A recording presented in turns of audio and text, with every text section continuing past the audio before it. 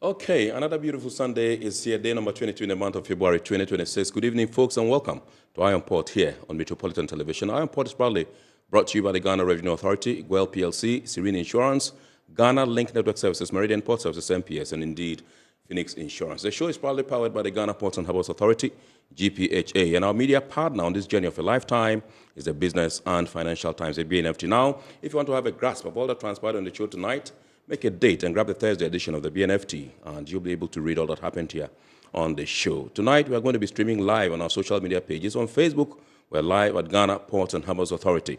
Ghana Ports and Harbours Authority. Still on Facebook, we are live at Port of Tema. And on YouTube, we are streaming live at Iron Port. Iron Port. Now, we shall be getting interactive with you as usual. So all you have to do is sit back, relax, grab your phones, and send us your messages and comments ahead via our dedicated WhatsApp line, which is 0538 037353. 0538-037353. And when the time is ripe, and I pick signals from the production team, we shall activate the phone lines for you to call in and contribute to the discussion. My name is Kennedy Mona. We are going for a quick break. When we return, we'll continue the show. Please stay with us.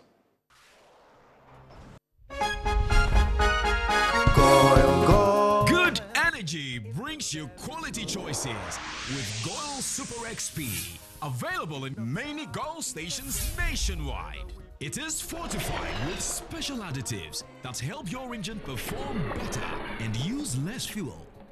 Branch into a Goil station today and energize your ride with Goil Super XP, compatible with most vehicles. Goil Super XP, Wufilia, huh? Wubefeel. Goil, good energy. Yeah, yeah, yeah. Electricity, then pay your taxes. Yeah. Our taxes, our future. Because you see, without our taxes, we wouldn't have good roads, good schools, better hospitals, street lights, and other very important social amenities. When we pay our taxes, we give our children free and quality education. Talga, my money too small. Why should I pay my tax? Look, small. Salifo, it doesn't matter how small or big your business or income is. You still have to pay your taxes. The little taxes from each and every one of us, when put together, could give your community clean water. Or that deprived school with tables and chairs. Please pay your taxes. It is your responsibility. It is your civic duty. It is the law. Welcome to today's edition of Serene Insurance Business News. We present to you Serena. You're right. You can complete an entire insurance process for the purchase of any motor and other insurance products, from onboarding to issuing a motor insurance sticker and policy certificate, all on WhatsApp in less than 10 minutes. Serena is simple to use and it prioritizes user ease and flexibility. You can either use voice notes or text to effortlessly issue your instant policy, cross-platform renewals, claims, and also process your payments through mobile money, Visa, and MasterCard. To engage Serena, just search for Serena Insurance on all social media handles and scan the Serena barcode or save her number 0500 517 114 and start chatting her on WhatsApp immediately. There you have it. Serena is not just a tool, it's an innovation by Serene Insurance designed to redefine how motor and travel insurance are accessed and managed. Speed, convenience, and reliability.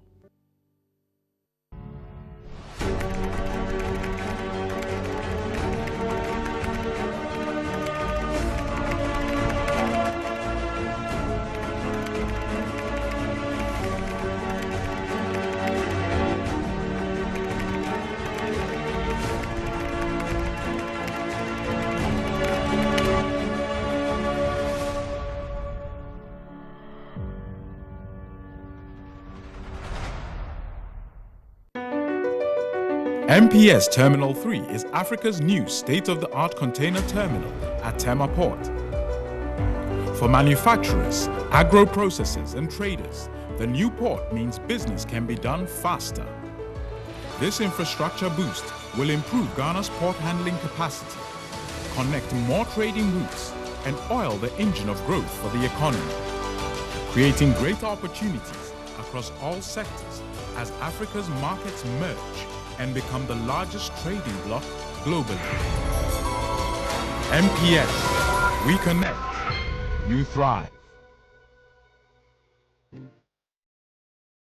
Phoenix Insurance, we make the unpredictable predictable and the uncertain certain with our range of products including motor insurance, fire insurance, engineering insurance, marine insurance, accident insurances, and all types of bonds. We have you covered. We also support you with risk management advice to enable you stay focused on your business. Take a policy with Phoenix Insurance today. We help you rise from adversity stronger and more secure. Contact us on 0302 246319 or 0302 246644 or any of our branches, agencies, and brokers spread across the nation. You can as well connect with us on our WhatsApp chatbot. Efiba is waiting to assist you. Make the future predictable with Phoenix Insurance. Phoenix Insurance, a delightful service experience delivered with wisdom. All right, welcome back. It's now time for us to take a look at the happenings in the port and shipping industry over the last week by way of local stories. Please enjoy. The Ghana Revenue Authority Customs Division has intercepted 12 articulated trucks in a major enforcement operation conducted along the Dowenya-Tema Road. The operation was led by the Deputy Commissioner in charge of operations, Aaron Kano, with support from the Customs Preventive Unit and collaboration with the Revenue Mobilization Task Force of National Security and enforcement officers from both the Tema Collection and the Customs Headquarters. The intercepted vehicles form part of 18 trucks that had been electronically gated out of the system. Preliminary investigations indicate that the trucks were declared as transit goods originating from Akanu and destined for Niger through Kulungugu, but were moving without the mandatory customs human escort, constituting a serious breach of transit procedures. The Deputy Minister for Finance, Honorable Thomas Nyakwampim, said the 12 intercepted trucks were found to be carrying a total of 45,055 packages of edible cooking oil, tomato paste, and spaghetti, estimated to represent a potential revenue loss of 85,306,578.33 Ghana cedis, with an initial assessment placing the recoverable revenue at 2,619,748.81 Ghana cedis. He said investigations are ongoing to determine the circumstances surrounding the disappearance of the remaining 6 trucks, as well as any possible collusion or procedural breaches. So this is a huge revenue leakage to the state. I'm here with Commissioner General, customs officials, and other officials who are interested in this particular exercise. I've asked Commissioner General to conclude investigations within 1 week. We are told that 2 customs officials were expected to accompany, to escort these goods that were purported to go all the way to Niger. Unfortunately, they were not. We will want to find out why. The Commissioner General of GRA, Anthony Kwesi Sapon, assured the public of its commitment to protecting state revenue, safeguarding the integrity of the transit regime, and ensuring that all attempts to undermine government revenue are dealt with decisively. As a state agency responsible for revenue mobilization, I want to assure the nation that this exercise is going to continue because our mandate is to ensure that we raise the revenue for national development. Again, we want to sound a caution to all businesses and traders that they should voluntarily carry out their businesses in a compliant manner and we'll support them as partners in national development. However, businesses that try to do activities or carry out their businesses in a manner that will try to usurp the right of the state and deny the state of the needed revenue, the strong arm of the law that we are mandated to do as we are experiencing or seeing today will stretch it.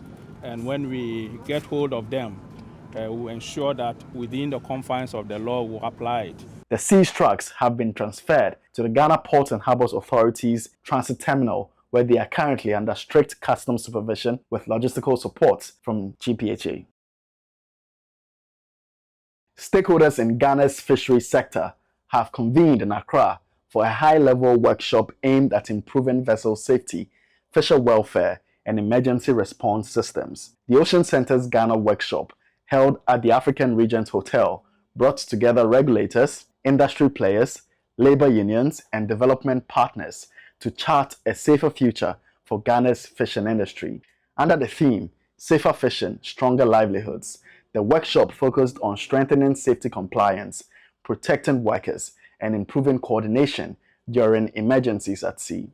There was a video screening before we started, and you look at it and you realize that one fisher is taking care of at least more than 20 people. So if this fisher goes out to sea and does not return, it means you have multiple effects. The 20 people, their livelihoods has been cut. And so it is very essential that we tackle these safety issues and nip them in the bud. One of the things we've also come to note is that these numbers are very underreported.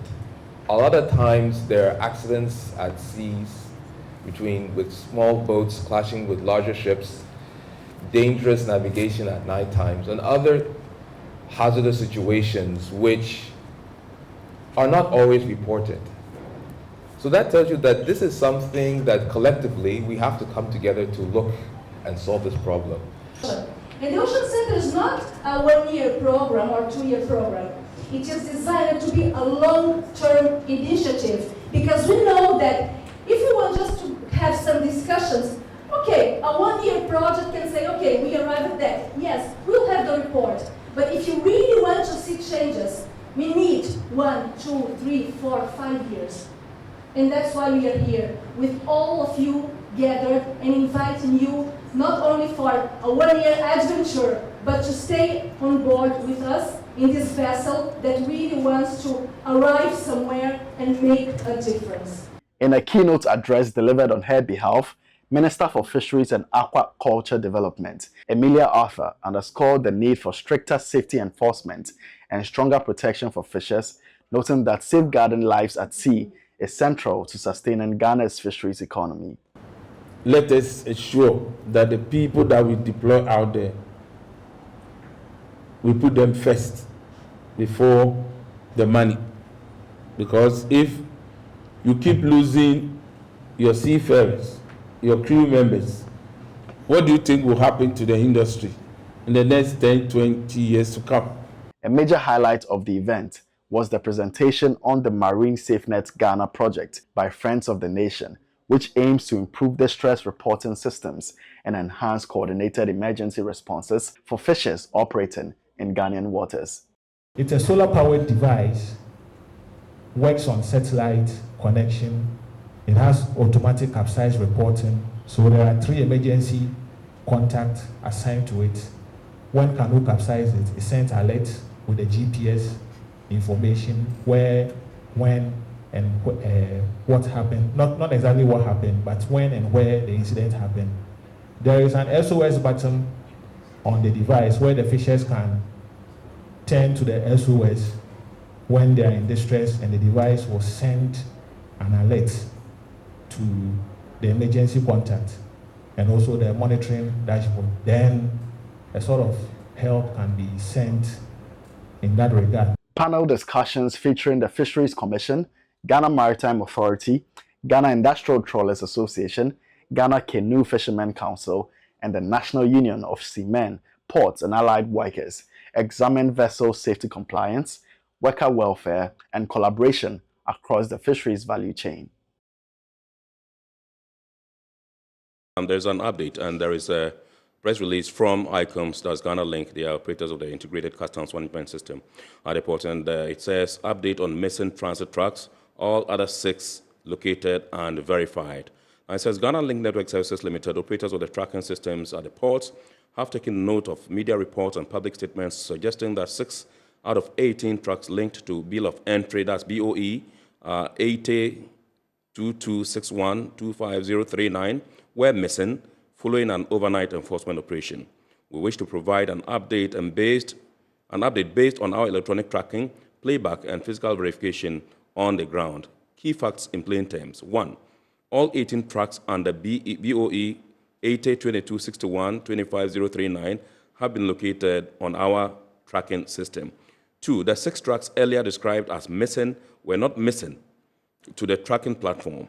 As of yesterday and this morning, Ghana Link's field team physically confirmed their locations as seen on our tracking system.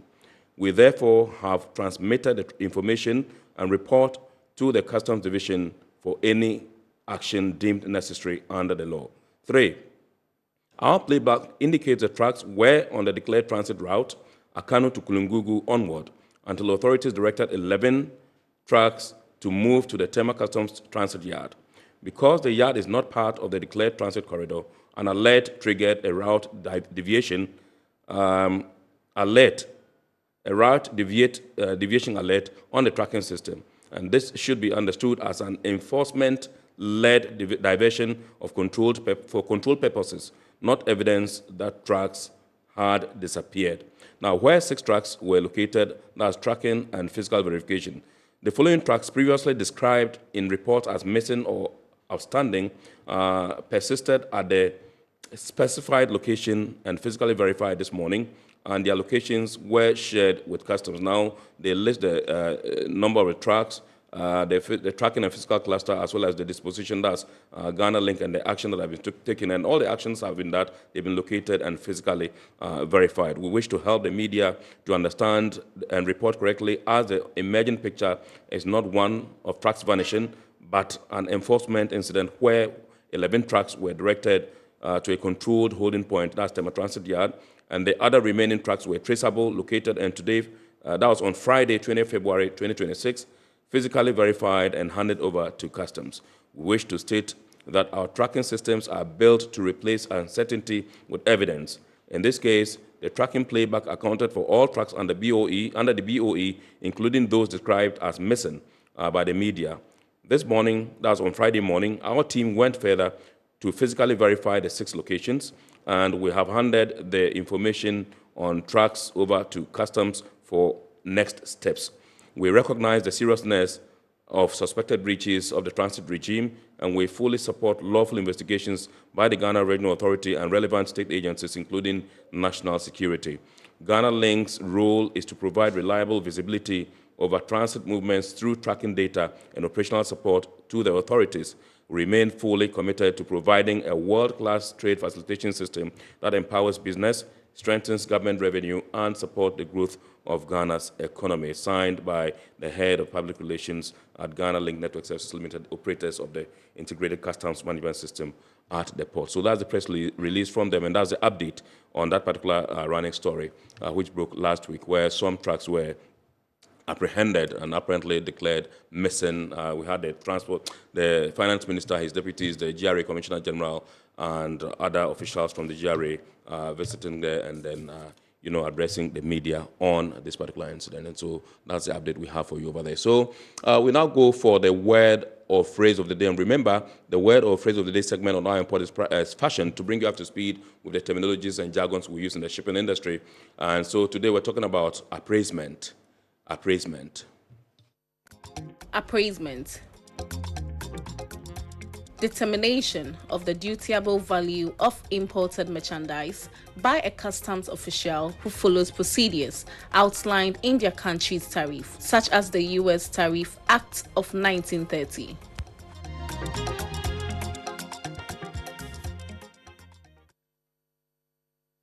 And straight to the health and safety tip for the day. Today we're talking about burn kits. Burn kits. Burn kits. A burn kit is a specialized first aid kit designed to treat burn injuries.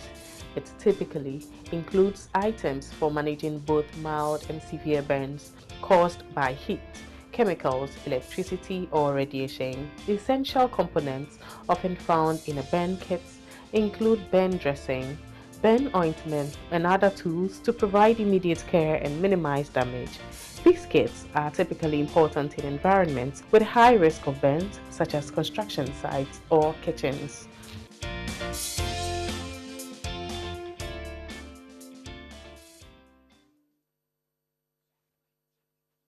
All All right, so we are zooming into our discussion proper tonight, and tonight we're taking a look at the clamor for a visa-free Africa and whether that's a panacea for economic prosperity within our continent and increased trade. Indeed, it's been a long-standing issue, and we've always talked about the fact that we don't trade amongst ourselves.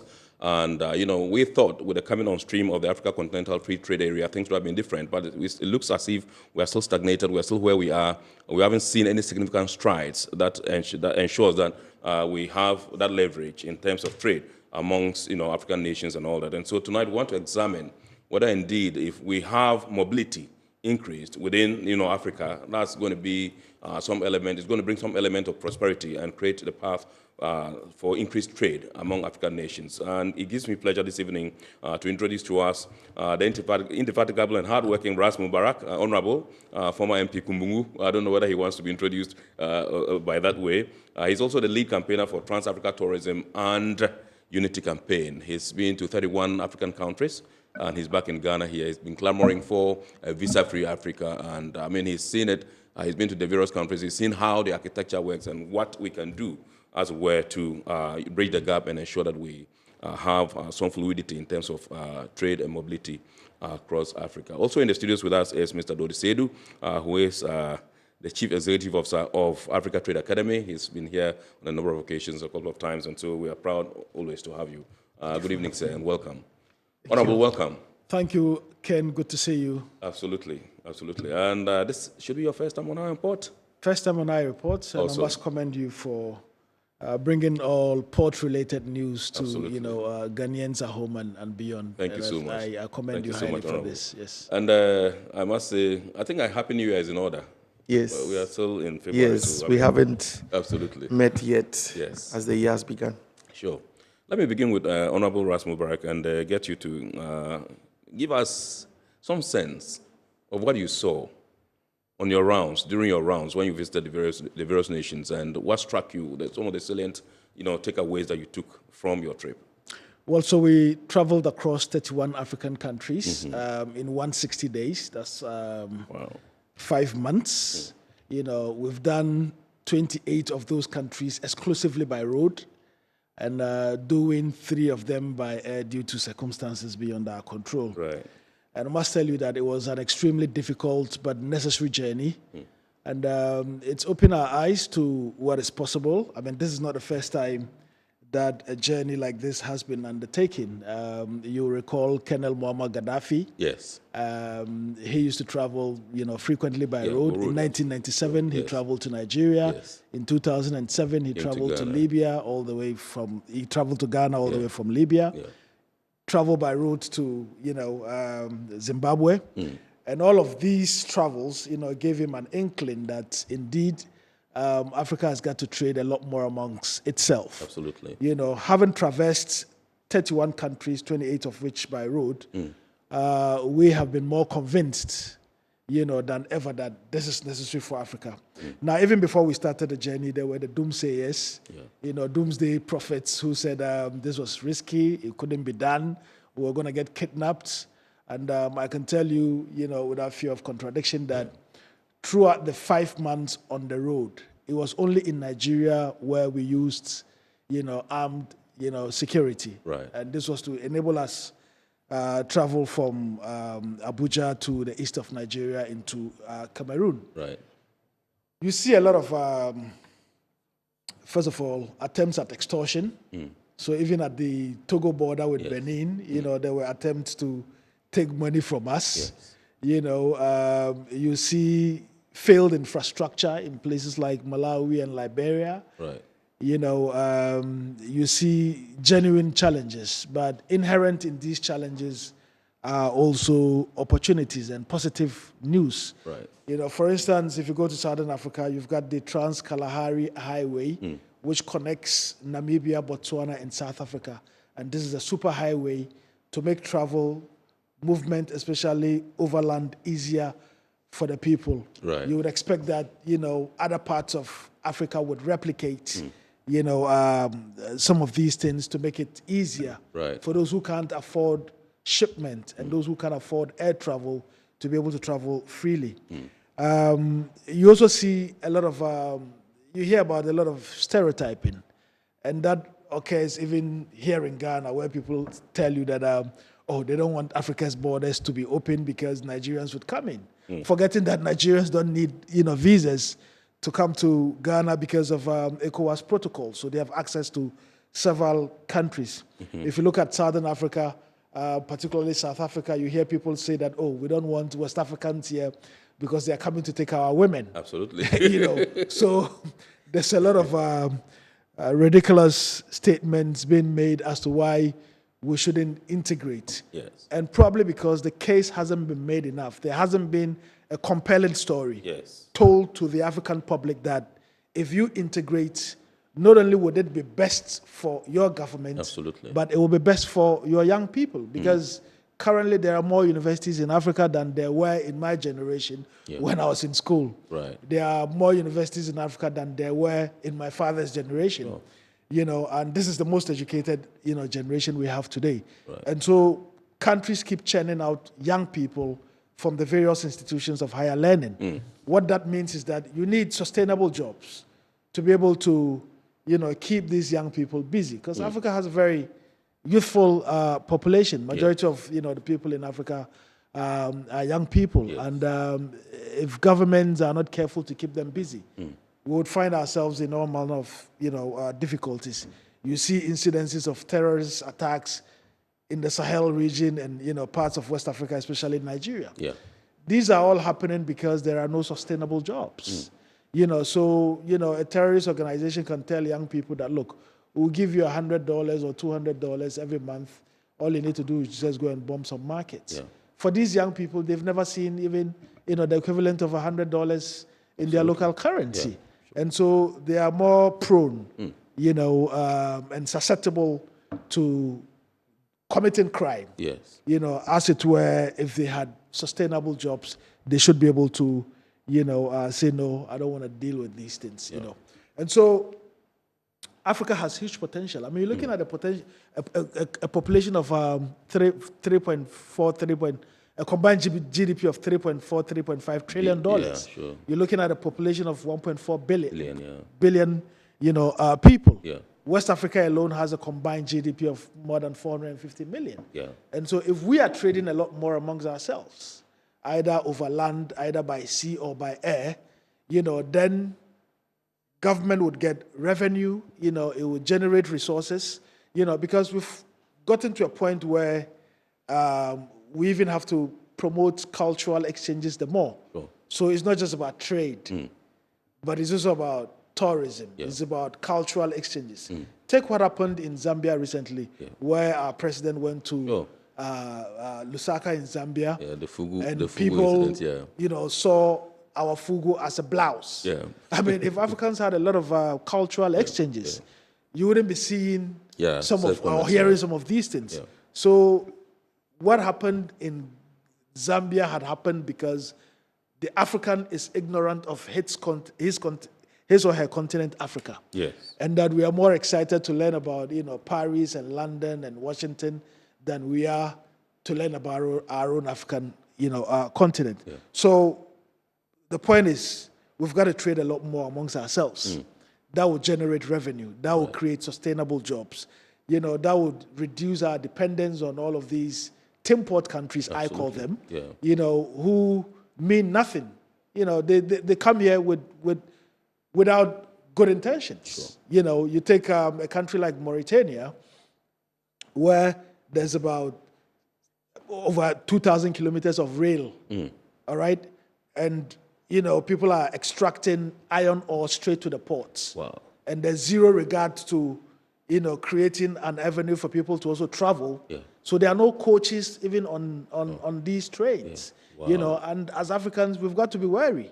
When a man who is without a shirt comes to tell you he will give you a shirt, you've got to think twice about it. Absolutely, yeah, that's true. It is only Africans who can fix Africa. And the sooner we wrap this around our heads and work together and stop the dependency on, some big brother out of the continent of Africa, the better for us. Because Africa is a very blessed country. Absolutely. Whether it's the land, whether it's the topography, whether it's the climate, whether it's the people, we are very warm people. Right. I mean, we traveling around, 31 countries in 5 months.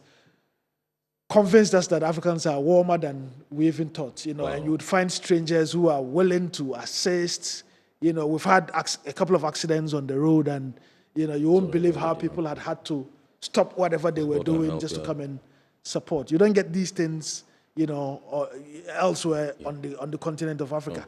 And every African country has something special to offer, whether it's the cuisine, whether it's the way of dressing, you know, whether it's the dance style, whether it's the music. We all have unique selling propositions, you know. And so if we open up, people will be able to trade, people will be able to tour. I mean, currently, we should be promoting intra-Africa tourism, intra-Africa trade, cultural exchanges, educational exchanges, etc. And this has become more necessary now than ever, where the world currently is chaotic, you know, and the so-called Western world, which Africa looked up to for direction on issues of good governance and morality, keep demonstrating that they can't be relied on, that they are not the, you know, standard bearers of, you know, good governance, given their own, you know, activities and hawkish behavior around the world. And so for me, doing all of these things, I've noticed that Africa is blessed with enormous resources. I mean, take DRC, a country that has been at war since Lumumba was overthrown in 1960 or so. Now, this is a country that can comfortably, if they were to get their acts together, take care of the rest of the African continent comfortably for the next 10 years. That is how blessed they are, because they've got enormous natural resources. Now add Angola, which has enormous oil deposits, add Algeria, add Nigeria, add Botswana, diamonds, add Sierra Leone, diamonds, add Ghana, add all the countries, even add Somalia, which recently, you know, discovered huge deposits of natural gas and oil. You know, so we've got everything to get it right. And I am beside myself with frustration that we've signed all of these protocols at the African Union level, yet we are refusing as a continent to ratify these protocols that would make it easier for our people to move freely, that would make it easier for our people to reside in other African countries, that would make it easier for our people to establish businesses. I mean, it should be easier for you, Ken, to leave Ghana and go live, say, Botswana, you know, without any headache. But currently, it will even take you 3 months or more to get a visa to Botswana. That is how long it took us. It took us 3 months to get visas to Botswana. I mean, how do we do these things to ourselves as Africans? We got to Cameroon, and it was a nightmare. Meanwhile, Cameroon is a miniature Africa. This is a country that can comfortably feed the whole of Africa. Given its... Cameroon? Yes, they can comfortably... That's vast lands? Vast lands, you know, arable land, etc. I mean, why should Russia and Ukraine go into a conflict situation and we starve? And there's food shortages in Africa, a continent with, you know, sunshine 366 days in a year. It's mindless. Why should we bring in fertilizer from out of the continent of Africa when Morocco is the biggest producer of fertilizer? Why should we bring in frozen chicken from South America when Zambia is self-sufficient with, you know, poultry and grains?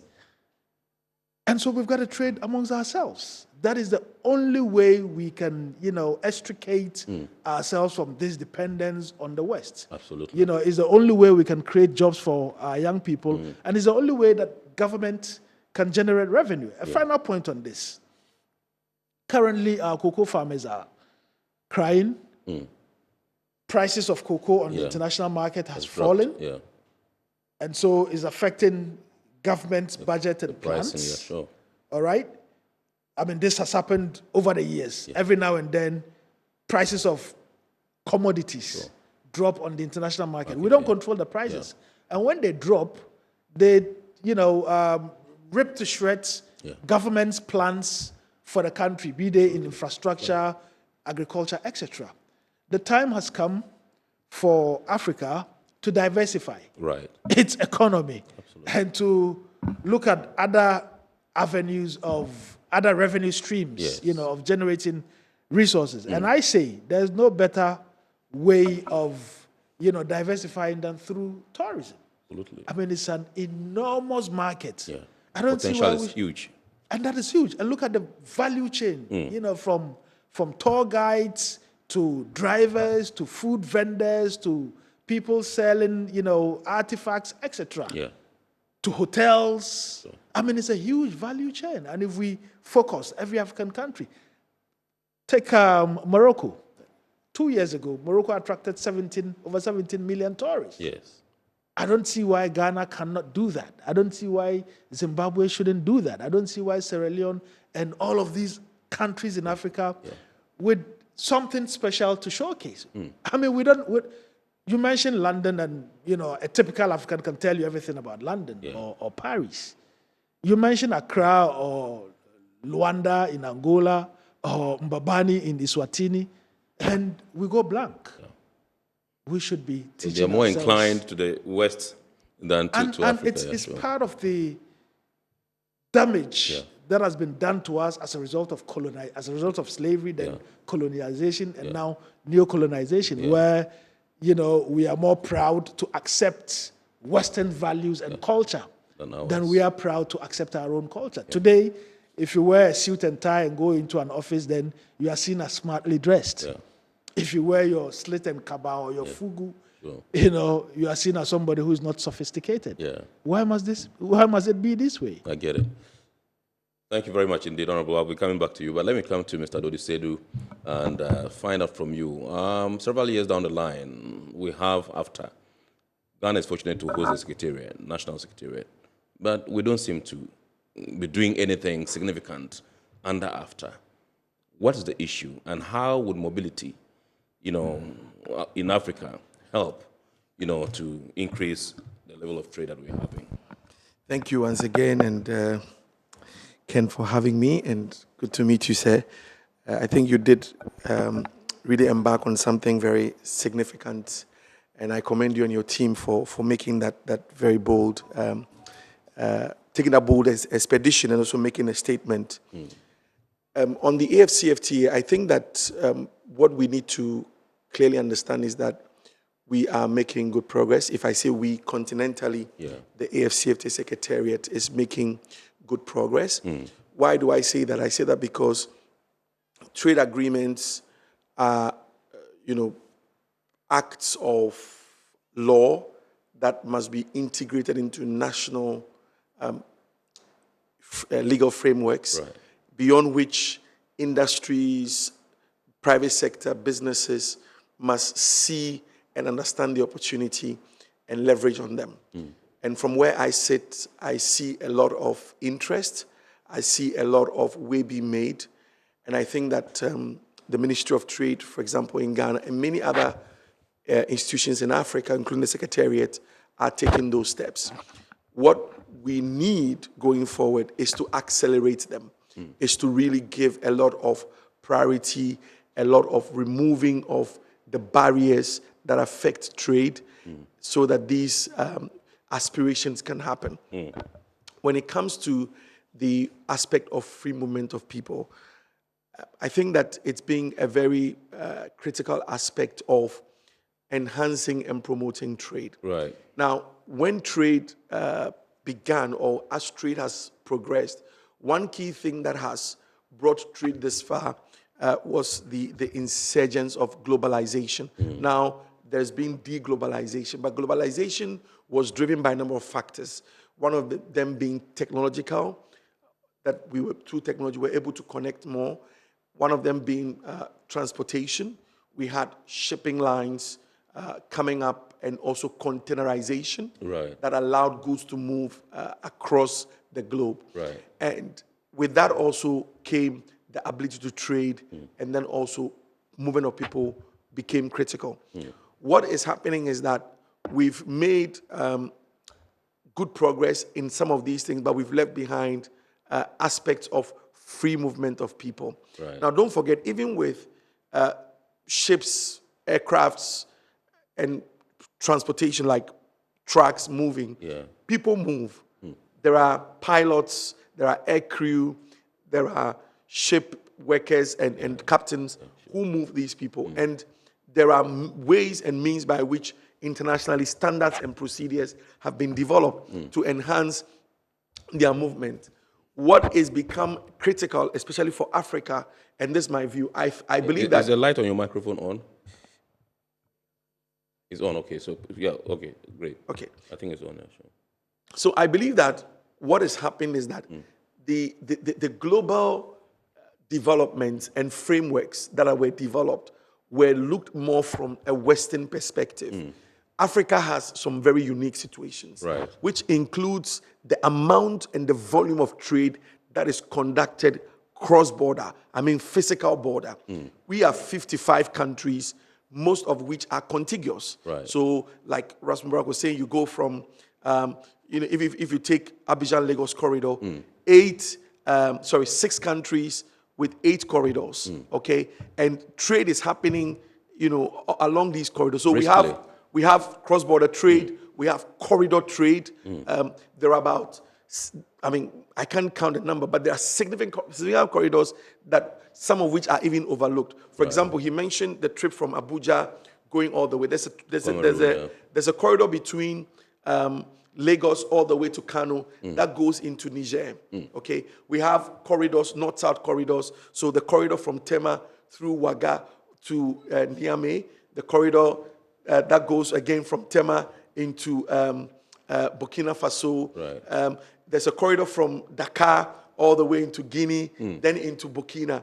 Just within West Africa, there are about 6 significant corridors. And Burkina Faso, for example, is a major hub. So all of these corridors, so Abidjan to Ouaga, Lomé to Ouaga, Benin, these are very, very significant corridors. And what I'm saying is that when we talk about trade under the AFCFTA, regional trade, we need to factor these. And so this is where the human movement comes in, because the trucks that move, the traders need to move, and all these people need to move. So yes, once we are looking at enhancing intra-Africa trade, then we need to come up with what, in my view, will be practical ways to enhance the free movement of people in the context of the movement of goods as well as services. And this is where I think, as we have implemented the AFCFTA thus far, we need to look at. Let me also mention that if you go back to the establishment of ECOWAS in 1975, they saw a critical role of the free movement of people. That is why in 1979, the same ECOWAS, the Economic Commission of Community of West African States, had a free movement of people protocol, which came into force. Except that, of course, at the time, it was envisaged to be a trial, that you try movement of people for 90 days, right to movement, right to residency, and right to establishment. And if you look at it, you see that it's supposed to be tempered with passports or valid travel documents and a travel health certificate. I think since we've done this for almost 5 decades, we've done well. We need to move on now to the next stage. Good news is that ECOWAS, what we call the Ghana card, is technically an ECOWAS identification system, which is supposed to enhance the next level of free movement of people. So if you notice, especially the cross-border traders, the Ghana card is a very important document. Except that in some ECOWAS member states, the card rollout has not been done. For example, I know that the company that did the Ghana cards work for us is now rolling out the same thing in the Gambia. So in Benin, it's not been fully rolled out. So these aspects are remaining aspects that we need to look at to enhance regional and continental trade as we look at, moving from the protocol establishment to the AFCFTA implementation. Yes, when it comes to the AFCFTA itself, on the day that the AFCFTA agreement was signed by 40 countries, African states, the 32 countries signed the AU Free Movement of People Protocol, except that only 4 or so countries have ratified it. And like Honorable Rasmussen was saying, this is where we have a challenge.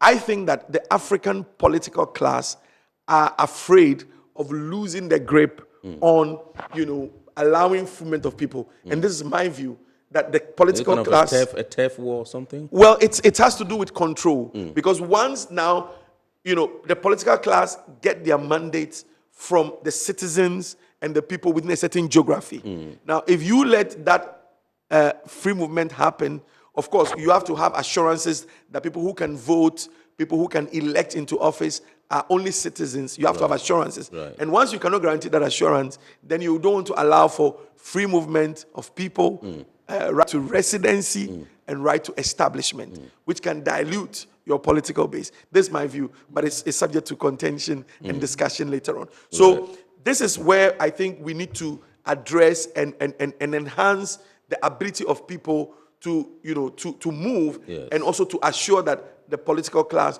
will have the safety of tenure and safety of mandate as we go forward. So I think I'll pause here for further questions, if any. Yes. No, I just wanted to find out from you what role tariffs play in the scheme of things, and how come we're still at this particular stage? What role has tariffs played? Because some people clamor for the removal of tariffs. Tariffs that help accelerate. Tariffs and non-tariff barriers, I'll put them together, are critical for regulation of trade. Okay. So when it comes to tariffs, for many African countries, not many, all African countries, we generate most of our tax revenue from taxing imports. Absolutely. Yes, if you look at, for example, Ghana, we have now about 12 taxes we levy on an import, any import you make. So from the NHIL to the VAT, including some fees, inspection levy, examination levy, you name it, as the list goes on and on. So removing that is both a sensitive issue for some countries, especially if you have about 15 to 20% of your total revenue in terms of internally generated taxes coming from that. However, the alternative is to drive for more indirect taxes. And this is also where there's been a call for expanding the tax net. At some point, the tax net is so expanded, or the existing taxpayers may become overburdened with so many taxes that it becomes almost ineffective. However, the tariff liberalization is going on that aspect in terms of the tariff liberalization. But you also need the non-tariff measures. So there's a technical difference between non-tariff barriers and non-tariff measures. Non-tariff measures are legitimate policy measures that are implemented by governments to safeguard our trade, so that what comes in is safe for consumption. If somebody brings in cooking oil, we should be able to have an organization like the FDA or GSA say that this oil has been tested and it's safe for human consumption. So that measure, when it is developed, is a non-tariff measure.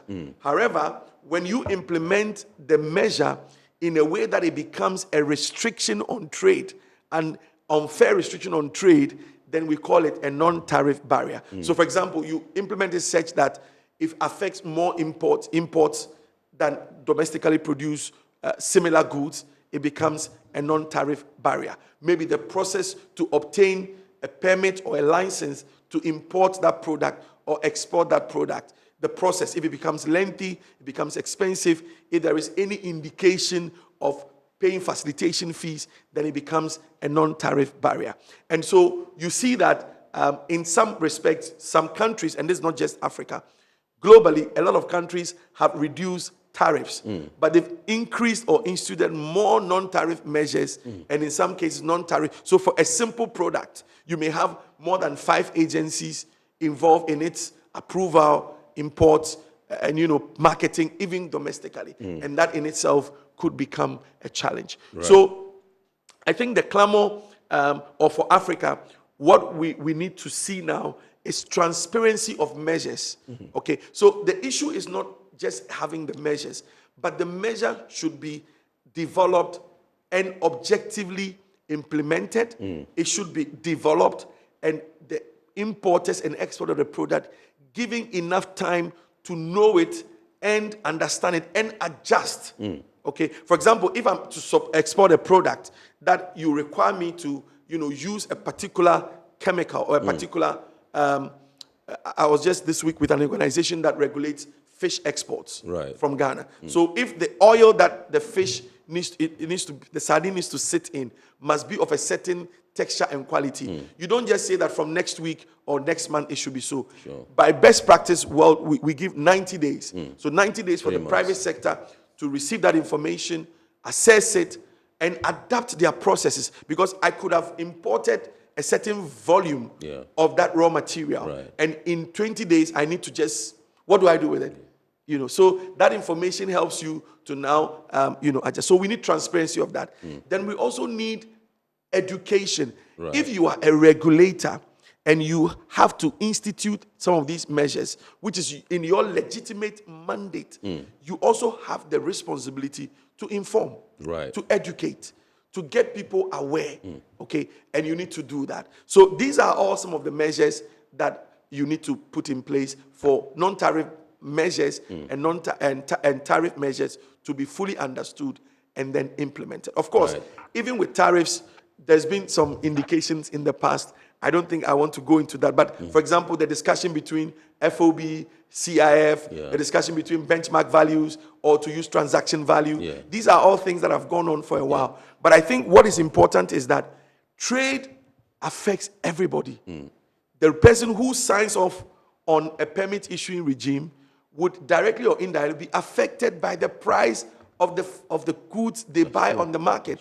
So we need people to think broadly, to look at how trade measures affect everyone, and then come up with what we call a Pareto measure. So the measure benefits a lot of people. In most cases, trade measures always affect some people. But you look for who gets the most benefit, especially when, if for example, there's price reduction and the masses and the general population can benefit, it is better. However, if, let's say, the benefits go to the profits of, let's say, large multinationals who end up maybe, moving capital back to headquarters, not for this economy, then sometimes if you are of a socialist orientation, then we don't find that to be a fair measure that is benefiting the trade sector. Right. Thank you very much. Let me come back to Honorable Ras Mubarak and find out from you the issue of mobility once again. And some people are of the belief, rightfully so, that visa restrictions is impeding, policies or programs like the AFTA. Is it something that you believe in? Well, I mean, people need to move to or be you able agree to. with? People need to move to be able to close deals. They need to move for meetings. They need to move to negotiate. Market exploration. Etc. So clearly, if there are visa hurdles, it affects people's ability, to strike business and to promote trade. I was telling you a while ago about the difficulty we ran into in Cameroon. So we had e-visas. When we got to the border, we were told that they don't accept e-visas at the land border. What it meant was that we needed to drive 10 hours round trip back into Nigeria just to get, visas to come back. Wow. And you did that? And otherwise we're returning to Ghana. We had to drive to Nigeria to get the visas before, we could be allowed in. We said all the nice things we could say, they wouldn't budge. Wow. Now, on the day we were exiting Cameroon, it was a Sunday. They told us they don't work on a Sunday. And they won't allow us to leave. We got to the border at 2 p.m. By 9 p.m., we were still at the border. It had to take the intervention of the Director 7 hours. Director General of Immigration of Cameroon, who placed a call for us to be able to cross. Now imagine the woman who is trading, trying to convey perishable goods, only to get to the border to be told that she can't go because it's a Sunday. The quality of the goods is compromised. The quality, the lifespan of the goods definitely compromised. So these visa hurdles. And recently, when I was at the side event of the African Union 39th session, I spoke about it. Ethiopia is the diplomatic capital of Africa. It's the political capital, if you like. Now, it's mindless for Africans to be asked to acquire visas before they enter Ethiopia. So you get to the border, you can't enter, and you have to pay $50 plus your visa on arrival before you're allowed in. Currently, there's about 28.2% of Africans who are able to travel, without the requirements of visas, according to the Africa Visa Openness Index Right. conducted by the Right. AFDB. So restrictions obviously impede trade. Absolutely. It impedes tourism. It impedes cultural exchanges. Yeah. It keeps us backward, and it hampers government's ability to generate revenue. And we're not just talking about making it easier for people to access visas or free visas, but even the infrastructure, whether at the port of entry, the land borders, or at the airports, the infrastructure has to be there if we really want to trade amongst ourselves. Sure. I mean, you get to a border, and this happened to us severally, and you are stuck at the border for 3, 4, 5 hours in some cases because the system is down. Wow.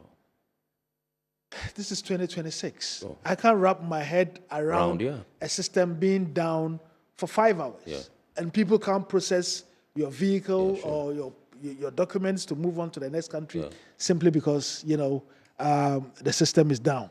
The extent that sometimes it's even faster for you to move from here to the west than to another African country. It's actually faster. Yeah. It's cheaper. Listen, we had an accident in Zambia, and we were behind time, so we needed to get to Morocco.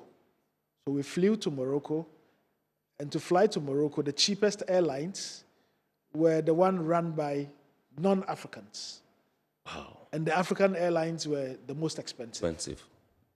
These are some of the challenges inhibiting the free movement of people and goods within the continent of Africa.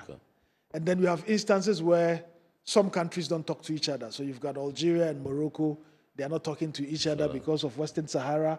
You've got the issue of Burundi and Rwanda. The border between Burundi and Rwanda is closed. Wow. You've got Ethiopia. Something that you can just walk across, but you've got Ethiopia, which shares border with Eritrea, and Ethiopian Airlines can't fly to Eritrea because, they are bickering. Wow. So these things are genuine, but we've got to wake up and smell the coffee. Yeah. The youth, currently, the African Union has what they call the Agenda 2063, where they hope that by the year 2063, which is about 37, 38 years from now, Africa should be open. Africans should have the right of abode, the right to move, the right to establish, etc. We are saying that's a lifetime for a young person. Imagine a young graduate who finishes Legon or Cape Coast or UDS. He's in his late 20s.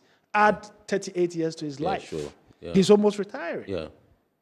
And so create opportunities now to be able to make it easier for young people to get jobs, to stay off the street, and to stay off, committing crime and violence. The other thing that is hindering trade, that is hindering movement of our people and goods, is the cost of movement. Yeah. Not only are our visa fees so expensive, there were 8 of us that did a road trip. Visa fees alone cost us over $12,000. Wow. Just to get visas to 11 countries. Wow. Some of them are charging as much as $250. Equatorial Guinea, Congo. Ghana charges some countries as much as $200. Wow. And I make the argument that the money you make from visa fees is negligible. It's minute compared to the benefits you would rake from people being able to come in, having access to accommodation, local transport, etc. And so we should stop worrying our heads about how much money we're making in visa fees and start looking at the bigger picture. All right? And then, apart from visa fees being expensive and making it difficult for traders and tourists and students and everybody else to travel, but even the cost of hotels. I mean, look at how much our hotels cost in Ghana. I'll come to you with that when we go for a break and come. I would want to find out from you which country is the most expensive, those that you went to, and then which one is the cleanest. I mean, but you finish your submission. Once you are done, then we'll go for a break. So these are all challenges, that are making it difficult for the African trader to move from one part of the continent to the other to be able to sell goods. If we are buying from each other, the money remains here. And I've made the point repeatedly that $1 spent out of Africa, bringing in goods into Africa, is $1 spent impoverishing our African people. Because you are keeping factories in these continents busy. Right. whilst your youth can't get jobs.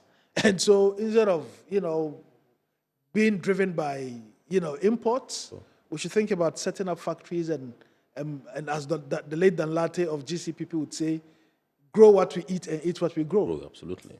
As a way of empowering our African people, as a way of generating revenue, as a way of encouraging the free movement of our people.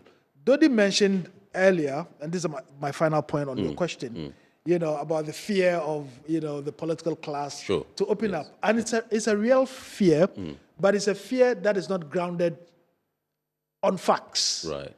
Look at Rwanda. Rwanda is sandwiched between Burundi and DRC. Yes. DRC has conflict. Burundi is, fairly okay. Right. But in spite of the conflicts in DRC that is raging, that has been raging for years on end, Rwanda is completely visa-free for all African nationals. And I say to the government of Ghana and the governments elsewhere, if a country like Rwanda can go into a war situation, nearly 1 million Rwandese killed in a genocide, and still come out of it, and still rise from the ashes and get its acts together, what business does Ghana have not getting its acts together? Absolutely. What business does very, very Kenya valid, have not getting its acts together? And so the argument has to be compelling that indeed, as a matter of fact, Kenya has recently also become visa-free for all African nationals. Right. Because they can see the benefits that Rwanda is getting. They are both in the same region. Rwanda is literally getting all the conferences in Africa, all the big events. Everybody wants to. I was watching TV a while ago. There's a big world cycling event happening in Rwanda because it's easier for people to go there. I mean, for a successful businessman, it's very, cumbersome to ask him to go and queue and submit his bank statement for a visa to an African country. Make sense, And I say to my African people, if Europeans and Americans are harassing us, as Africans, must we harass ourselves? No. An African coming into an African country, then it becomes a problem. Of course, they've raised issues of security as a way of, keeping the border closed. But what is the data? What are the facts on the ground? The facts are that the number of people committing cross-border crime are fewer. And that in every country, there are challenges. Whether it's the Western world. Take Sweden, for instance. Sweden has become, one of the countries in Europe with the highest gun violence. Take the United States of America. 40 million Americans live on food stamps. As a matter of fact, it's easier to get killed, to get shot in America, than for you to get shot here in Africa. It's easier for your phone to be snatched from you on the streets of London than it is for your phones to be snatched from you on the streets of Accra. And throughout all of these African countries, our phones are out there and we are foaming. Look at the knife crime in these places, knife crimes in these places. So no country is perfect. All right. The security issues can be fixed by technology. I don't see why we should have difficulty deploying, new technology, drones, etc., enhanced biometric features as a way of knowing who is coming in and who is going out. If Rwanda is doing it, what business do we have not getting it right? And so we have absolutely no excuse to hide behind security. Why are we not sharing intelligence amongst ourselves? And we are quick to share intelligence with the West. Absolutely. And how is it difficult for us to share intel, for Burkina to share intel with Ghana, vice versa, etc. So we've got to, stop the excuses. It's not helped us for more than 60 years. In the 60s, Nkrumah and his contemporaries, Modibo Keita, Sékou Touré, and others were talking about, the free movement of our people and the right of abode, etc. 2026, we're still singing the same song. Absolutely. 2018, we signed the protocols on free movement of people. As Dodi said, 4 countries have ratified it. Niger. 40, is it? 4. Only 4. Only 4. Out of 30, wow. Rwanda, Seychelles, Niger, and Mali. And out of these 4, 2 have been suspended, Mali and Niger, by the African Union. Yes. And so technically, you've got 2 countries that have ratified it. Why is it difficult? For the rest, yeah. Why must our young people struggle to get jobs in a continent of plenty? Recently, we were in Gambia. 190 Gambian young men and women perished in the Mediterranean. They were going abroad. For greener pastures. When we have everything here. When we should be trading a lot more amongst ourselves. When we should open up and learn more amongst ourselves and create revenue and generate and create jobs. Yeah. You know, so for me as a politician, it gets extremely frustrating. Yeah. Because Ken, if we don't get it right and keep these young people busy, you wouldn't even have a studio called Metro TV. Yeah. You wouldn't even have Tema ports. Yeah. It's happening already in South Africa. People are carjacking. Yeah. Crimes are high in Southern Africa because of joblessness. And so we shouldn't be afraid. You see, colonization hasn't, and I hate to refer to this because, I mean, the colonial masters, even though some would argue they haven't left, but they left a long time ago. Yeah. And if in the face of everything that has happened, and in the face of the natural resources we have, we're still where we are, then there's something fundamentally wrong with us. Absolutely, I agree. Thank you very much indeed, Honorable Ras Mubarak, lead campaigner, Trans-Africa Tourism and Unity Campaign, and indeed Mr. Dodi Sedu. I don't know whether I should always say Reverend, because I know you do some work in the vineyard of the Lord. Please feel free to do that. Absolutely. Who's also the CEO of Africa Trade Academy. They are the two gentlemen we're having a discussion with tonight. And tonight we're taking a look at the Clamour for visa-free Africa and whether that's the panacea to economic prosperity and indeed increased trade in Africa. And you can hear from the pundits in the studios tonight. We're going to go for a quick break. When we return, we will activate the phone lines for you to call in and contribute to the discussion. Also share your messages with our pundits and get them to elicit on responses from them for you. So please do stay with us. This is how important, remember. Stay with us.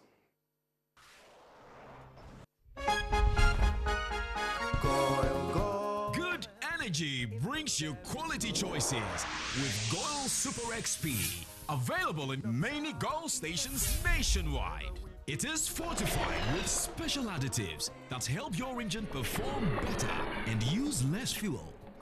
Branch into a Goil station today and energize your ride with Goil Super XP, compatible with most vehicles. Goil Super XP, Wufilia, huh? Wubefeel. Goil, good energy. Yeah, yeah. Electricity, then pay your taxes. Our taxes, our future. Because you see, without our taxes, we wouldn't have good roads, good schools, better hospitals, street lights, and other very important social amenities. When we pay our taxes, we give our children free and quality education. Talga, my money too small. Why should I pay my tax? Look, small. Salifo, it doesn't matter how small or big your business or income is. You still have to pay your taxes. The little taxes from each and every one of us, when put together, could give your community clean water or that deprived school with tables and chairs. Please pay your taxes. It is your responsibility. It is your civic duty. It is the law. Welcome to today's edition of Serene Insurance Business News. We present to you Serena. You're right. You can complete an entire insurance process for the purchase of any motor and other insurance products, from onboarding to issuing a motor insurance sticker and policy certificate, all on WhatsApp in less than 10 minutes. Serena is simple to use and it prioritizes user ease and flexibility. You can either use voice notes or text to effortlessly issue your instant policy, cross-platform renewals, claims, and also process your payments through mobile money, Visa, and MasterCard. To engage Serena, just search for Serena Insurance on all social media handles and scan the Serena barcode or save her number 0500 517 114 and start chatting her on WhatsApp immediately. There you have it. Serena is not just a tool, it's an innovation by Serena Insurance designed to redefine how motor and travel insurance are accessed and managed. Speed, convenience, and reliability.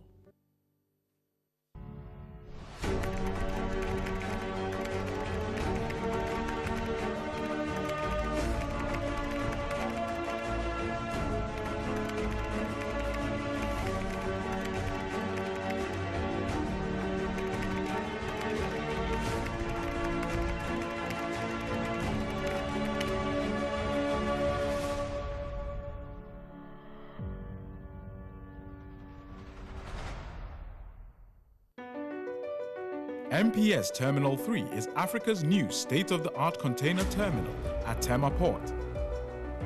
For manufacturers, agro-processors and traders, the new port means business can be done faster. This infrastructure boost will improve Ghana's port handling capacity, connect more trading routes, and oil the engine of growth for the economy, creating greater opportunities across all sectors as Africa's markets merge and become the largest trading bloc globally. MPS, we connect, you thrive. At Phoenix Insurance, we make the unpredictable predictable and the uncertain certain with our range of products, including motor insurance, fire insurance, engineering insurance, marine insurance, accident insurances, and all types of bonds. We have you covered. We also support you with risk management advice to enable you stay focused on your business. Take a policy with Phoenix Insurance today. We help you rise from adversity stronger and more secure. Contact us on 0302-246319 or 0302-246644 or any of our branches, agencies, and brokers spread across the nation. You can as well connect with us on our WhatsApp chatbot. Efiba is waiting to assist you. Make the future predictable with Phoenix Insurance. Phoenix Insurance, a delightful service experience delivered with wisdom. All right, so welcome back. This is Iron Port here on Metro TV. Tonight we're taking a look at the clamor for visa-free Africa and whether that's a panacea to increased prosperity, economic prosperity as it were, and increased trade in Africa. With us in the studios, the Honorable Ras Mubarak, who is the leader and lead campaigner, Trans-Africa Tourism and Unity Campaign. Yes, they've been to 31 African countries, and he has a lot indeed. Time is not our friend, and I'm just beginning to enjoy the conversation, and I'm sure another time we'll have you to come and we can unpack whatever it is that you went out there and you saw. Also with us in the studios, the Reverend Dodi Seydou, who is the CEO Africa Trade Academy. They're the two gentlemen we're having a discussion with. And so I've been told that we have activated the phone line for you to call in. The number to dial will show right there on your screen. It is 0245-834980.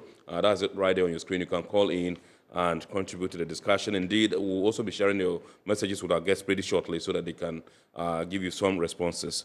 And so let me come to you, Mr. Reverend Seydou.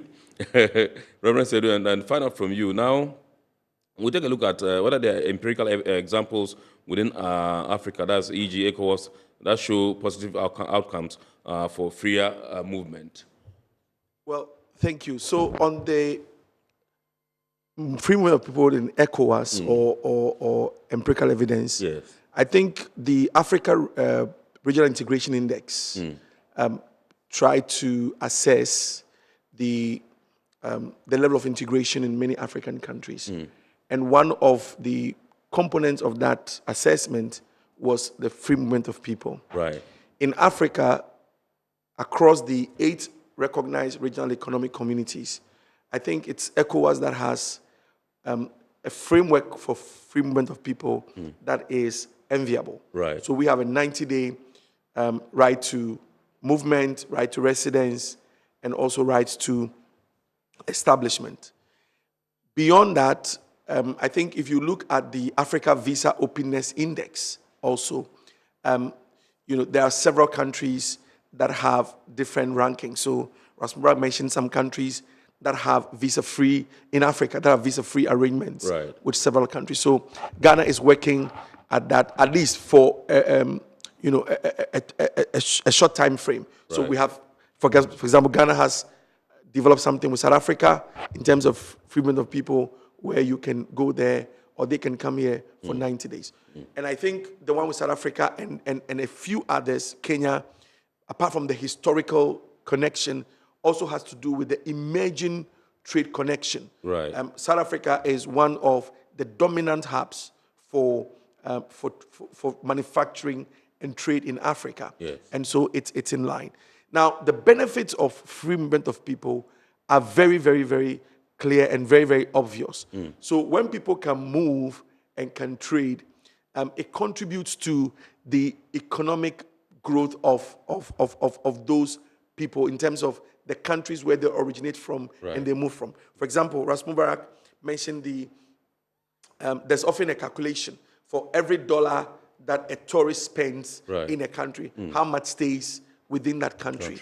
And for many cases, there is between a 60 to 40% of a dollar. If let's say a South African comes here, between $30 to $40 of that would be spent, domestically. It will stay in Ghana. So the hotels will benefit. Depending on the sectors.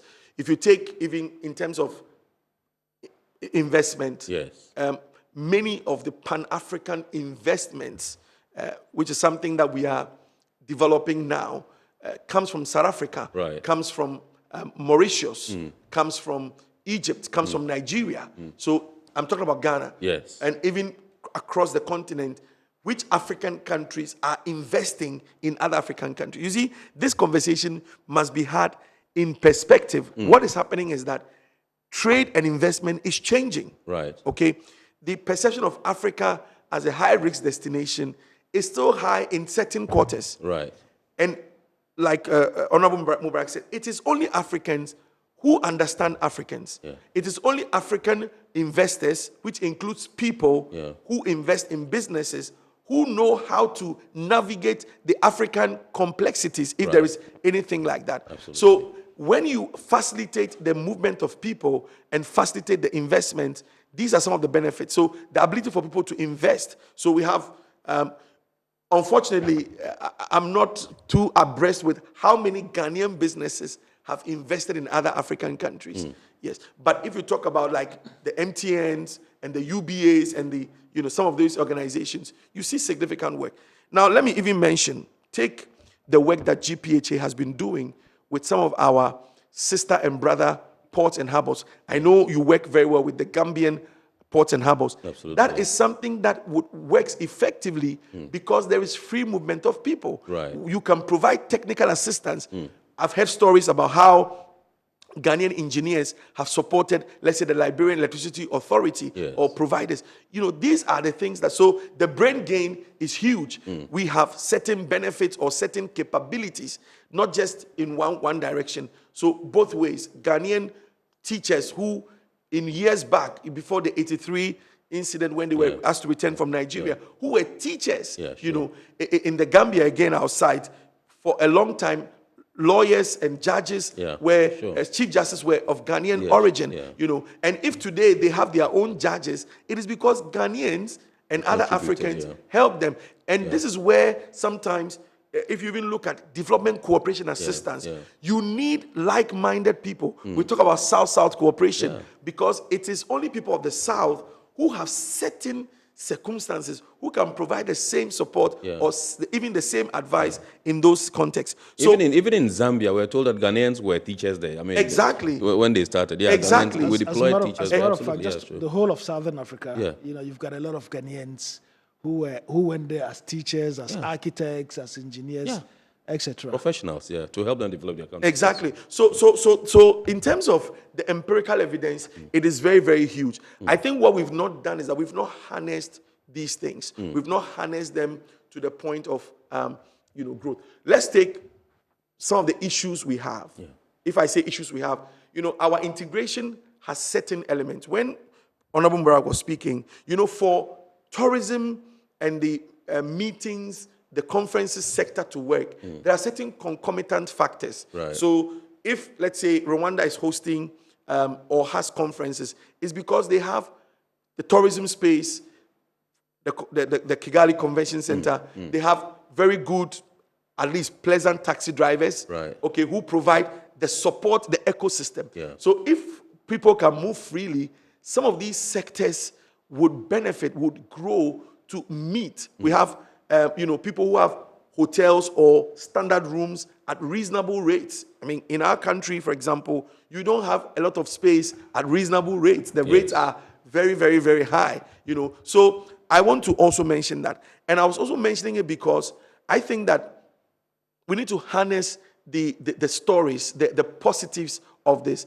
I was talking about our challenges. If you take regional flights, trade, which is a component of trade, because certain things must move by air. Yes. A lot of pharmaceuticals that will move in cold chain from, let's say, Ghana to Kenya, vaccines, would need aircrafts, and we need domestic or regional airlines. Right. And so free movement of people, again, would mean that these airlines must have ground staff who are either working in both places or in multiple places to facilitate the free movement of the goods as well as the people. So in a nutshell, I would say that it's very important that we facilitate or we harness some of these experiences. Right. Because even with some of the foreign, the non-African investors who come in directly without having any African experience, they often fold up quickly.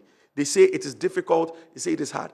It is not. There is a way every ecosystem operates. For example, many Africans are very relational. Yeah. Okay. If you come in and say, I'm coming to do business and all I care is business, people may fold their arms and say, okay, do business. But if you relate, if you say, oh, Kenneth, how are you doing? I hope your family is well. Things like that, people open up to work with you. So yes, they may work with you for the salary, but they enjoy the fact that you are relational. And those who have been here for long understand this and can operate more. That's why you have some businesses, maybe not of African origin, but they are able to operate in multiple countries because they understand the terrain and can utilize it. Awesome. Thank you very much indeed. Honorable Rasmus, I told you that when we come back, I was going to find out from you the countries that you visited, which one was the most expensive, which one was the most cleanest. I know Rwanda has taken that shine. Everybody touts it as the cleanest, but you have been there, you've seen it. What is it? Well, I mean, so if you take West Africa, Senegal is one of the very expensive countries in West Africa. Wow. You know, if you thought Ghana was expensive, go to Senegal. Okay. The Abidjan, Ivory Coast is also very expensive. Okay. South Africa is expensive. Angola.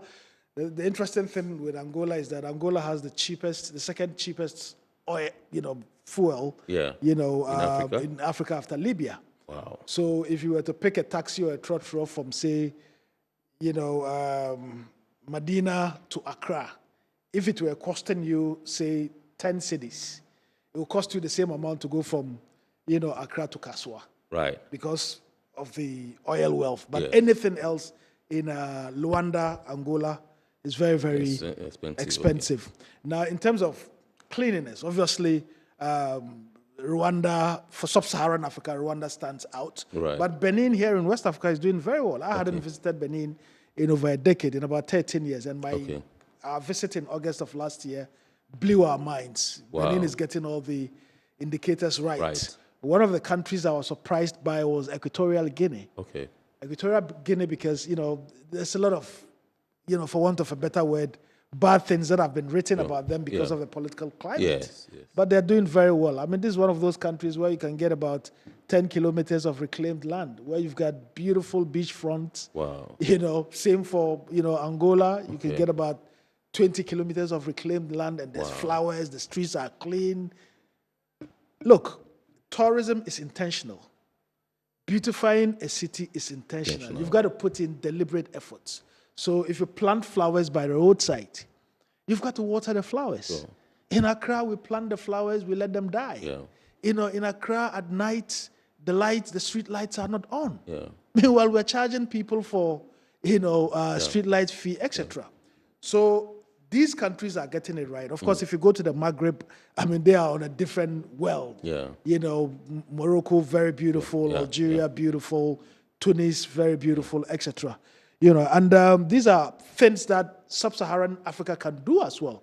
Because one of the saddest the things we saw throughout the visit, was how our farming communities, our towns, villages, and cities are engulfed in plastic waste. Yeah.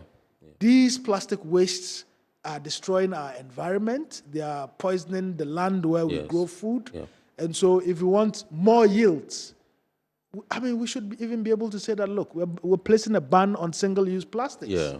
If countries like Rwanda have been able to do it, I don't see why we can't, deal with it. So we've got to be up and doing. Yes. This is not to say that Ghana is not unique. Ghana is special, but we are indisciplined. One of the problems I find with my country, Ghana, is the levels of indiscipline in our own country. And if we want more tourists to come, if we want more business people to come, then we've got to instill a culture of discipline, a culture of good work ethics, respecting time, making sure that even look at the road rage in our country. 2,000, I say this everywhere, 2,000 Ghanaians die averagely on our roads, and we are not concerned. This is a national crisis. I mean, COVID killed less than 1,500 people. Look at the response to COVID. And you've got on average 2,000 people dying in your country. These are husbands, wives, students, breadwinners. It's as a result of indiscipline. Yes, some of the roads are bad. But if we are adhering to speed limits, we wouldn't be killing ourselves like chicken. Absolutely. So the building blocks, the ecosystem has to be there to encourage investment, to encourage people to come in to see our beautiful country as well. Absolutely. I know during your tour, you visited, you met some political leaders. I monitored your interview on another network with Bernard, and then you met the Ugandan president. We met quite a number who you described as still very sharp when you mentioned some of the names in Ghana. Can you take 2 minutes to talk to us about that? So first of all, you don't meet Museveni without a COVID test. Yes. Even till date. I know. Till then, I know he still wears the mask. Yes, absolutely. And he will sit several meters away from you. But, Uganda is a country that is also getting its act together. Right. And if you want to see the beauty of Uganda, you've got to go outside of the capital. Right. When we got to Uganda, he said that, look, I'm busy campaigning. The capital is Entebbe. No, the capital is Kampala. But yes. If you want to come, then you've got to meet me on my farms in Mayogi, which is about 3 hours away from Kampala. And it was a beautiful interaction. Wow. We were supposed to do 20 minutes. We ended up doing almost 45 minutes. And he knows Ghana inside out. Wow. He asked everybody where in the team where they come from, and he could tell you which president come from your region. Wow. When I said I was from the north, he said, my friend Hilary Man, is he still alive? Francis mentioned Eastern region. He said Akufo-Addo. Yes. Johnny mentioned Ashanti region. He said Kufuor. Yes. Very, very sharp. Exactly. I mean, and to think that with all the challenges in the region and his country, he still has a photographic memory of our country is something really exciting. And he's Pan-Africanist. He's inclined to Africans integrating, and he did make a promise, just like a lot of the leaders we met, that indeed in the next 3 years, hopefully Uganda would also become a country in Africa that would be visa-free. This is what we are pushing for. Right. We are saying that Africa has to open, Africa has to be visa-free by the year 2030. 2 days ago, I met President Obasanjo here in Accra. Yes. And before that in Addis Ababa. And he said, look, Ras, you've got to go with countries that are ready. In all probability, you wouldn't get all the countries signing up or ratifying, which I agree with him by and large. So I say to the leaders in Africa who are ready, I don't see why Ghana, which has always been the epicenter of the Pan-African movement, should be charging other African countries visas to come to our country. Because these African countries are countries we have helped liberate. They look up to us. And to ask them to, acquire visas before they can come and trade or tour as Africans, it's not something encouraging. So we should lead by example. Right. Countries like Ethiopia should lead by example. And then we should do what Nkrumah, Sekou Touré, and Modibo Keita did. Guinea, Ghana, Mali. When the Monrovia group was opposed to African unity, Nkrumah said, okay, who is ready? Guinea, Ghana, Mali. And way back in those days, citizens of those countries could trade amongst ourselves without the requirements of visas. So now you've got Benin in West Africa that is visa-free. You've got the Gambia that is visa-free. At least Ghana, Senegal, Sierra Leone, and Liberia should also go visa-free because they've got something to showcase to the rest of Africa. Right. If you've got 3 more in East Africa and a couple more in Southern Africa, we should run with it. Right. And then we can even model it around the European Union project, even though we started talking about ours as far back as the late 50s and 60s, before the European Union project gained ground. Sure. But you could say, if you want to be a member of the African Union, I don't see why you shouldn't meet a certain, criteria. As a way of getting people to sit up. Absolutely. As a way of getting people who would be seeing the benefits of that union to actually fix their infrastructure. Yes. Because if you travel around the African continent, whether it's by land or by, port, there's a huge infrastructure deficit. Huge infrastructure, David. Let's go to Tema. Honorable, let's go to Tema and come. I understand we have Christian Tete on the line. Good evening, sir. Yes, sir. Good evening, Chief. Yes. Please shoot. I want to commend Mr. Ras Mubarak. My name is Christian Tete, actually. Yes, sure. I've been following the program so far, and I Right. want to commend my boss, Mr. Ras Mubarak, for his advocacy Right. and also his good work across the continent. Right. We have been following so much, and we are so much interested in what he's doing. Mm. And we, the youth too, we are capitalized on his advocacy, his consistent education, Right. to program ourselves to take advantage of the opportunities that are available. Absolutely. So I will commend him for a yeoman's work, and we, the youth, are solidly behind him. Awesome. And we are trying so hard to also create and position ourselves to take advantage of any opportunity that will be coming. Great. Good evening, sir. Thank you very much indeed. Thank you very much, Christian. Yes, so that's a plus to you. Infrastructure, just a quick one, and then we'll take the messages and wrap up. We've got to fix the infrastructure. Right. It is only through, enhanced infrastructure that would make it easier for the plantain farmer somewhere in Ghana to be able to bring their goods to Accra without the plantain getting rotten along the way. Sure. Or the tomato farmer somewhere up north in Palugu to be able to bring their goods to Accra without the tomatoes getting rotten. So that has to be fixed. Absolutely. But we need to deal with a major headache. I mean, one of the major headaches is that to transport goods by sea. Yeah.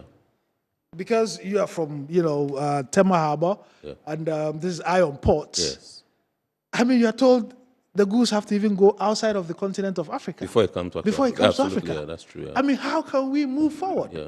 Recently, we had a project going on in Liberia, private projects, and wanted to send some goods in Liberia. We were told the goods would have to go to Amsterdam. Yeah. Wow. And look at the distance between Ghana sure, and Liberia. yeah. So African leaders, we beg of you, set up, make it easier. To be feeder vessels, so for people to move and to trade and to enjoy what God has bestowed on us. Absolutely. Right. Let's do some messages now.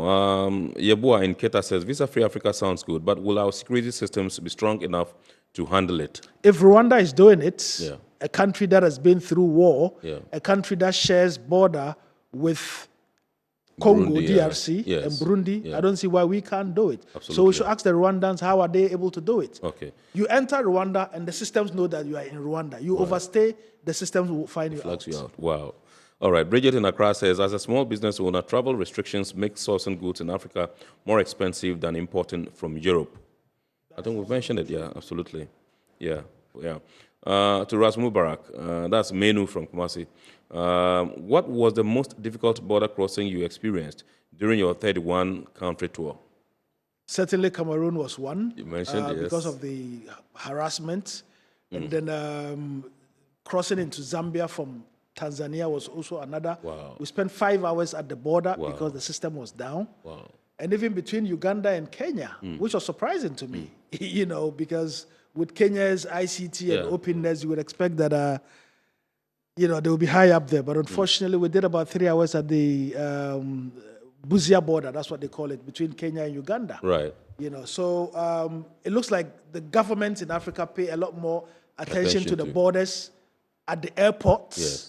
And not the land borders. And not the land borders. So this is something that we have to fix as well. All right. I understand Rashid is back. Honorable Rasmubarak, thank you. Yes. I think what we were saying about, we start with the ones that are ready. Yeah, I think that point is very, very good, and it sounds very good for me. Right. We youths have been waiting for a long time to see Africa unite as one, so we can be free going through in and out Africa. It shouldn't be like we are living on the same continent and then we should get visa before we can travel to our neighbor continent. That shouldn't be possible. So, right. Thank you very much, Sir Rash. We're deeply grateful to you for your call. And then Abi in Tema, Accra, Abi Temi in Accra says, do you think a visa-free Africa could encourage more youth to explore opportunities within the continent instead of migrating? Absolutely. Europe, Absolutely. Yeah. Absolutely. I think that is a very good question that needs a lot of other elements. So free movement of people is a critical aspect. Right. But to be very competitive, employable, and reside. You need more than just the ability to have a visa, right? So the skills, the kind of opportunities that exist that need people to move to do. There are certain areas or certain locations in Africa where people need certain skills, certain capabilities. And so based on the question, I would suggest that the youth who are looking to explore continental opportunities should build knowledge base, skills, and certain capacities in order to be able to take advantage of them. Thank you very much indeed. So, gentlemen, I'll take your last words, just a minute each, and then we wrap up. Beginning with you, Honorable Ras Mubarak. Well, this is the only continent we have. Yes. No one is going to come from anywhere to make it better for all of us. And all of us would have to be citizens. And being citizens means being responsible, keeping the environment clean, making sure that we're not littering. Is very, very important. We're destroying the ecosystem currently. We can't get a lot of yields from our farms because of the plastics. And the politicians would have to walk the talk, walk the talk. And make sure that the protocols we have signed up to are ratified to make it easier for our people to be able to move. Africans have been calling for this for a long time. And I'll say finally that African leaders who rise to the occasion would be remembered kindly in history. Absolutely. Amen. Let's come to Reverend Odisedu. Yes, so I would say that Africa is a big opportunity. Yes. We have several capabilities in our people, in skills, in specific technologies. For example, we are and have become one of the continents that has expanded and utilized mobile money payments than any other continent because of certain specific challenges or trying to take advantage of certain specific needs. So based on that, I think we need to enhance and facilitate free movement of people. We need to enhance and facilitate free movement of capital. We are doing it on the good side, but we're not doing it especially on the people and on the capital side. Having payments done, having people moving is still a challenge. I also think that we also need to look at free movement of data. Maybe one day we need to look at that because cross-border data exchange is very necessary as we try to integrate. For payments to go through, we need to share details with other financial institutions. As we said, a lot of that is being done through institutions outside of the continent, and that in itself affects our, sovereignty and stability. But having said that, I think that the opportunities that Africa has needs a lot more skilled people, a lot more knowledgeable people. I think if you look at, I think it was a question I was going to address, how people move of sectors that will benefit. Tourism, transport, financial sector, business services. There are emerging sectors that are very much keen and open to receive a lot of, movement of people. And those sectors, sometimes there's more flexibility on countries receiving such people. So when we talk about free movement, what people are interested in now is that we should look at legitimate, movement of people. So people who are not economic migrants, who are not looking to take advantage of other people's systems, but people whose skill set and capabilities are needed. And nobody should be offended with that because even the other developed countries, that's what they look at. They only invite and accept people who have certain skills. I'll pause here. Awesome. Thank you very much indeed. That's the Reverend Odisedu, who is the CEO Africa Trade Academy. And indeed, with us in the studios has been the Honorable Ras Mubarak, who is the lead campaigner, Trans-Africa Tourism and Unity Campaign. Indeed, he's been the MP for Kumbungu before and the CEO of National Youth Authority of the Republic of Ghana. We thank you so much, Honorable. You are fasting, but you were gracious enough to oblige us. We are deeply grateful. Thank you so much for that. And thank you so much, Reverend Odisedu. Viewers, remember, we've been taking a look at the Clamour for a visa-free Africa and whether that's the panacea to increased economic prosperity and indeed increased trade in Africa. You've heard our guests. We want to say a big thanks to our sponsors, Ghana Revenue Authority, GWEL PLC, Serene Insurance, Ghana Link Network Services, Meridian Port Services, MPS, and indeed Phoenix Insurance. Remember, the show is powered by the Ghana Ports and Harbours Authority-GPHA. We entreat you to watch the abridged version of Iron Port on Wednesday at 8:30 p.m. on Ghana Television. And God willing, next week we shall bounce back with another wonderful edition of your favorite Iron Port program. The name is Kennedy Mona. We wish you a blessed and super week ahead. And God willing, like I said, we'll meet again next week. God bless, no less. We're out.